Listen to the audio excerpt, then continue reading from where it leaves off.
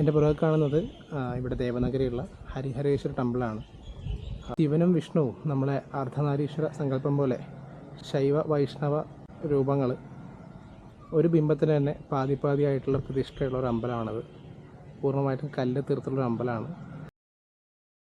പണ്ട് ഹൊയ്സാല സാമ്രാജ്യത്തിലെ രാജാവായ വീരനരസിംഹ രണ്ടാമന്റെ സൈന്യാധിപനും മന്ത്രിയുമായിരുന്ന പോൾ ആൽവ 1223-നും 1224-നും ഇടയ്ക്കായിട്ടാണ് ഈ ക്ഷേത്രം നിർമ്മിച്ചത്.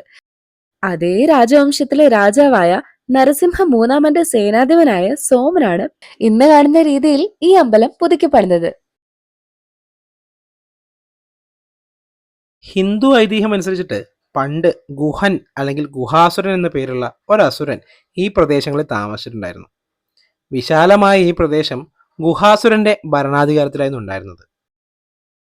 അന്ന് ഗുഹാസുരന്റെ ശക്തമായ തപസ്സിൽ ബ്രഹ്മാവ് പ്രത്യക്ഷപ്പെട്ടു. ഗുഹാസുരൻ ചോദിച്ച വരം എന്താണെന്ന് വെച്ചാൽ ഹരി എന്ന വിഷ്ണുവും ഹരൻ എന്ന ശിവനും ഒറ്റയ്ക്ക് തന്നെ ഒരു കാലത്തും വധിക്കാൻ പറ്റില്ല എന്നതായിരുന്നു. ബ്രഹ്മാവിന്റെ വരം കിട്ടിയതോടെ അജയനായ ഗുഹാസുരൻ അന്ന് ദേവന്മാരെയും അസുരന്മാരെയും ഒക്കെ ശക്തമായി ദ്രോഹിച്ചിരുന്നു. ഈ ഗുഹാസുരന്റെ ശല്യം സഹിക്കാതെ വന്നപ്പോൾ ദേവന്മാരും അസുരന്മാരും വിഷ്ണുവിനെയും ശിവനെയും സമീപിക്കുകയുണ്ടായി. അങ്ങനെ വിഷ്ണുവും ശിവനും തങ്ങളുടെ പാതിപ്പാതി കൂട്ടിച്ചേർത്തുകൊണ്ട് ഹരിഹരേശ്വരൻ എന്ന പേരിലുള്ള പുതിയൊരു അവതാരം സൃഷ്ടിക്കുകയാണ് ഉണ്ടായത്. ഈ ഹരിഹരേശ്വരനാണ് പിന്നീട് ഗുഹാസുരനെ വധിക്കുന്നത്.